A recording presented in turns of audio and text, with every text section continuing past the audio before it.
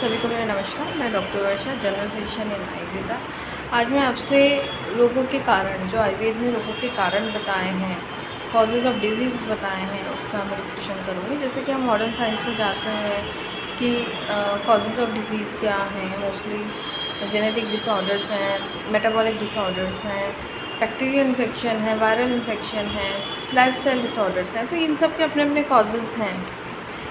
लेकिन आयुर्वेद में बहुत ही स्पष्ट रूप से इसका एक डेफिनेशन दे रखा है और बहुत ही स्पष्ट रूप से बताया कि जो रोग का जो कारण है, क्या कारण है। तो उसमें आयुर्वेद में बताया है, काल बुद्धि इंद्रिय अर्थानाम योगो मिथ्या न चादीच द्रव्य आश्रयणाम व्याधिनाम त्रिविधो हेतु संग्रह। इसका अर्थ क्या है? काल काल क्या है? हमारा जो काल है, काल से हम ऋतुएँ भी ले सकते हैं, ग्रीष्म ऋतु, वर्षा ऋतु, ठीक है। और बुद्धि क्या है? हमारी जो हमारा सबकॉन्शियस माइंड है, जो हमें जो है ऑर्डर देता है कोई भी काम करने के लिए। और उसके बाद क्या? इंद्रिय अर्थ, जो हमारी एकादश इंद्रियाँ हैं, उनकी जो अर्थ हैं, उनका क्या है? मिथ्या योग होना, मिथ्या योग होना, अयोग होना, ना चाहती चाहे, और उनका अतियोग होना ही क्या है? रोगों के कारण है। फिर दूसरे लाइन में क्या बोला? द्रव्य आश्रयणाम व्याधि नाम त्रिविधो हेतु संग्रह, यानी कि व्याधि के आश्रय क्या बता दिए? द्रव्य आश्रयणाम व्याधि नाम, यानी कि जो व्याधि के जो आश्रय बताया है वो क्या बताया? शरीर और मन, शरीर और मन को जो है व्याधि का आश्रय बताया है। हम मॉडर्न साइंस में जानते हैं कि अगर किसी को डिज़ीज़ है तो हम उसको शारीरिक शरीर ही उसका आश्रय जानते हैं। उसमें मन का कहीं भी डिफ़ॉल्ट नहीं होता, मन कहीं भी ऐड नहीं होता है according to the modern science. किसी को अगर सोमैटिक डिसऑर्डर है तो उसका कॉज जो है उसका आश्रय सिर्फ सोमैटिक ही, मतलब बॉडी ही रहेगी, शरीर ही रहेगा, लेकिन वहाँ पे कहीं मन का वर्णन नहीं है। लेकिन यहाँ पे जो व्याधि के आश्रय बताया है वो क्या है? शरीर और मन को बताया गया है। द्वय आश्रय नाम व्याधि नाम त्रिविधो हेतु संग्रह, द्वय आश्रय से युक्त जो व्याधि है उनका यहाँ पे संग्रह किया है, इस डेफिनेशन में जो है संग्रह किया गया है। अब मैं आपसे थोड़ा सा बहुत ही मतलब डिटेल में थोड़ा सा बताऊँगी कि क्या है काल बुद्धि इंद्रिय अर्थों का मिथ्या योग, अयोग और अतियोग का मीनिंग क्या है। काल जैसे कि मैंने बताया कि इसको हम ऋतुओं से भी कोरिलेट कर सकते हैं। जैसे ग्रीष्म ऋतु है तो इसका मिथ्या योग का अर्थ क्या है? मिथ्या योग का अर्थ ये है कि ग्रीष्म ऋतु को हम जानते हैं कि बहुत ज़्यादा गर्मी होती है, लेकिन ग्रीष्म ऋतु में क्या है कि कभी ठंडा हो, कभी बारिश हो रही है, कभी ठंड हो रही है और कभी धूप निकल रही है। तो ये क्या है? काल का मिथ्या योग है। मतलब इसमें क्या है? चीज़ें जो है ऑन एंड ऑफ तरीके से हो रही हैं। दूसरा क्या है? अयोग होना, कि ग्रीष्म ऋतु है लेकिन गर्मी नहीं है, वहाँ पे बारिश हो रही है या वहाँ पे शीत, यानी कि हम वहाँ पे ठंड हो गई है। फिर क्या है? अतियोग होना, अतियोग जो आजकल हो रहा है, जैसे ग्रीष्म ऋतु है तो वहाँ पे टेम्परेचर बहुत ज़्यादा बढ़ रहा है, वर्षा ऋतु है तो बहुत ज़्यादा बारिश हो रही है, अगर हम हेमंत ऋतु की बात करते हैं तो बहुत ज़्यादा ठंड पड़ रही है। तो ये सब क्या हो गए? काल के मिथ्या योग, अयोग और अतियोग, यानी कि समय पे कोई कार्य का, समय पे उस कार्य का ना होना अयोग है। जो काल है, अभी जो काल चल रहा है, अभी ग्रीष्म ऋतु चल रही है, तो ग्रीष्म ऋतु क्या है? अभी वहाँ बहुत ज़्यादा गर्मी है, तो ये अपनी टेम्परेचर से ज़्यादा है तो वो अति हो गया, अपने टेम्परेचर से कम है, अपने जो काल है उससे कम है कि इतना गर्मी पड़ता था लेकिन अब नहीं है, तो ये क्या है? अयोग है। कभी गर्मी हो रही है, कभी बारिश हो रही है, कभी ठंड हो रही है, तो ये क्या है? मिथ्या योग है। ये है काल का। उसके बाद हम बुद्धि क्या है? बुद्धि जैसे आयुर्वेद में बुद्धि के लिए बहुत ही अच्छी बुद्धि पश्यति या भावान बहु कारण योगी जा। बुद्धि क्या है कि बुद्धि पश्यति या भाव, बुद्धि क्या करती है? सभी भावों को देखती है। तो जो हमारा सबकॉन्शियस माइंड है, जो ये हमें कहता है गुड एंड बैड, जो अगर हम किसी चीज़ का देखते हैं या किसी चीज़ को हम जो है सोचते हैं उस चीज़ के बारे में, तो हमारी बुद्धि वहाँ पे एकदम वर्क करती है कि नहीं ये काम करना चाहिए, ये काम नहीं करना चाहिए, ठीक है। तो ये क्या है? बुद्धि का मिथ्या योग, अयोग और अतियोग होना। तीसरा क्या, इंद्रिय अर्थानाम। इंद्रिय क्या है, हमारी जो ज्ञानेंद्रिया है, क्या है, चक्षु है, जीवा है, घ्राण है, नेत्र है। तो इनका, इनकी जो इंद्रिय अर्थ, इनके के अर्थ क्या है, शब्द, स्पर्श, रूप, रस, गंध, ये इनके क्या है, अर्थ हैं। इनका क्या होना, मिथ्या ज्ञान, मिथ्या योग, अयोग और अतियोग होना। अब वो कैसे होना है कि मिथ्या योग होना, कि यानी कि अगर हम टेस्ट कर रहे हैं लेकिन हमें टेस्ट ही नहीं आ रहा है, तो क्या है, हमारा जो टंग है, जो हमारा स्नेन्द्रिय है, काम नहीं कर रही है, ठीक है, तो ये क्या हो गया, अयोग हो गया। और अगर हम किसी चीज़ को खा रहे हैं या कोई भी अब हम फूड ले रहे हैं, उसका उसका जो फ्लेवर है वो बहुत ज़्यादा आ रहा है, मीठा खा रहे हैं तो बहुत ज़्यादा मीठा फील हो रहा है, बट उसमें इतना मीठा नहीं, ये क्या हो गया, अतियोग हो गया। और मिथ्या योग का मीनिंग क्या है कि कभी मीठा लग रहा है, कभी नमकीन, कभी उसमें टेस्ट ही नहीं आ रहा है। ऐसे हम नेत्र इंद्रिय की बात करते हैं कि जो चीज़ देखनी चाहिए हमें, जैसे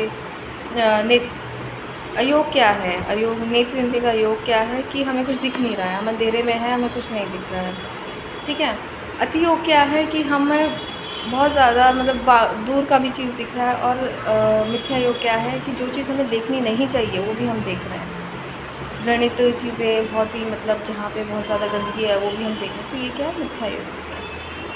तो ये जो तीनों चीज़ें, काल, बुद्धि, इंद्रिय अर्थों का मिथ्या योग क्या बताया है, रोगों का कारण है। और फिर उसके बाद क्या बताया, द्वय आश्रयाणाम रोगाणाम त्रिविधो हेतु संगम, द्वय आश्रयाणाम व्याधिनाम त्रिविधो हेतु संगम, यानी कि शरीर और मन से आश्रित जो व्याधियाँ हैं उनको, उनका यहाँ पे, उनके हेतुओं का यहाँ पे संग्रह किया गया है। तो हमारे, अगर हम मॉडर्न साइंस की बात करते हैं तो वहाँ पे इतना कुछ ज़्यादा इलॉबरेशन नहीं है, हर डिजीज़ बता रखे, उसका एक कॉज बता रखा है।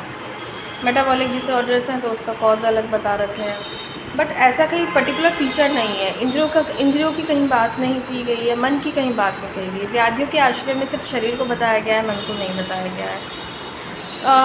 लेकिन आयुर्वेद में मन को ही बताया गया है। लेकिन अगर हम इसको प्रैक्टिकली देखें तो साइकोसोमैटिक डिसऑर्डर्स तो आजकल हम देखने को बहुत सारे पेशेंट्स में ये होता है कि जैसा ही मनुष्य सोचता है वैसे उसके अंदर डिजीज़ हो जाता है, ठीक है।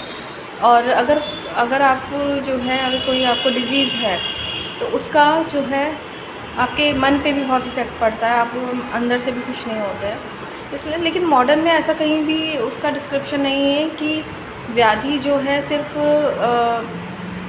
मन भी उसके साथ इन्वॉल्व होता है। यहाँ इतना कोई डिस्कशन नहीं दे रखा है, जस्ट ये बता रखा है कि व्याधि का जो आश्रय सिर्फ शरीर है। लेकिन आयुर्वेद में शरीर और मन दोनों को इन्वॉल्व किया गया है, इसलिए शारीरिक रोग, मानसिक रोगों का अलग से वर्णन आयुर्वेद में भी किया गया है। तो मेरा आज के वीडियो बनाने का मीनिंग ये था कि मैं आपको बता सकूं कि जो आज हम कॉजेज़ ऑफ डिज़ीज़ पढ़ते हैं वो सब जितने भी रिलेटेड हैं हमारे काल, बुद्धि और इंद्रिय से रिलेटेड है। अगर हम इन पे वर्क करेंगे, इन पे अगर हम ट्रीटमेंट करेंगे, हम पेशेंट को बताएंगे कि इस काल के अकॉर्डिंग ये वाला आपको भोजन करना चाहिए, ये खाना चाहिए, नहीं खाना चाहिए। बुद्धि, जो हम सब कॉन्शियस माइंड की बात करते हैं, तो हम पेशेंट को एडवाइस करेंगे कि आपको जो है मेडिटेशन करना चाहिए, प्राणायाम करना चाहिए। तो उससे क्या होता है कि हमारा जो सब कॉन्शियस माइंड जो होता है बहुत स्ट्रॉन्ग होता है। और जो हमारे इंद्रिय अर्थ हैं, जो हमारे इंद्रियां हैं, तो ये जो है इस पे अगर हम पेशेंट को इस इंद्रिय, जैसे मीठा, डायबिटिक्स का पेशेंट है और हम उसको बोलेंगे कि आपको मीठा नहीं खाना है, तो उसको सेल्फ कंट्रोल कैसे क्रिएट होगा। तो ये क्या होता है, सिर्फ ये काउंसलिंग का एक तरीका है पेशेंट को बताने का कि अगर आप सेल्फ कंट्रोल नहीं करेंगे तो आपका ये डिज़ीज़ बढ़ जाएगा। तो आयुर्वेद में बहुत अच्छे तरीके से रोगों का जो हेतु बताए हैं, उनका अच्छे से वर्णन किया गया है। और इसका जो है, अगर हम सिर्फ इन 3 चीज़ों पे फोकस करते हैं, काल, बुद्धि और इंद्रिय अर्थ पे, सिर्फ इन 3 चीज़ों पे फोकस करते हैं, तो कोई भी डिज़ीज़ है वो बहुत ईज़िली जो है सबसाइड हो जाएगी। काल कि कैसा इन्वायरमेंट है, कौन सा ऋतु चल रही है, दिन है, रात है, दिन में कौन सा भोजन करना चाहिए या क्या करना चाहिए, रात में कौन सा भोजन नहीं करना चाहिए। बुद्धि है, बुद्धि क्या है, सब कॉन्शियस माइंड है।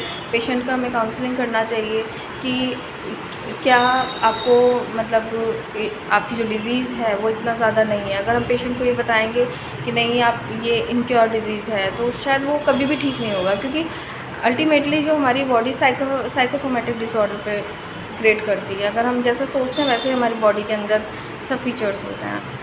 और तीसरा है हमारे इंद्रिय अर्थ। जो हमारे इंद्रिय अर्थ हैं शब्द, स्पर्श, रूप, रस, गंध, तो इन पे जो है हम पेशेंट को इसका नॉलेज देंगे, इसको हम काउंसलिंग करेंगे कि आपको अपने अंदर अपनी जो इंद्रियां हैं उनको सेल्फ कंट्रोल करना है। इस कैसे सेल्फ कंट्रोल करना है? मेडिटेशन के थ्रू, प्राणायाम के थ्रू, योग के थ्रू इसको हम जो है ओवरकम कर सकते हैं। तो आज का जो मेरा यही पर्पज़ था कि आप सभी लोग ये जाने कि रोगों के रियल हेतु क्या है। कोई भी डिजीज़ है उसके सिर्फ यही 3 फीचर्स हैं। अगर हम किसी भी डिज़ीज़ की बात करते हैं, चाहे वो कितनी ही सीवियर डिज़ीज़ क्यों ना हो, तो अगर हम इन सिर्फ 3 पॉइंट पे काम करेंगे तो मुझे लगता है कि कोई भी जो डिज़ीज़ है वो बहुत ही उसका प्रोग्नोसिस बहुत अच्छा होगा और बहुत जल्दी क्योर भी हो जाएगी। लेकिन अगर सिर्फ हम उन कॉम्प्लिकेटेड वे में जाएंगे, उसके कॉजेज़ जो मॉडर्न में है उनको देखेंगे, तो मुझे लगता है कि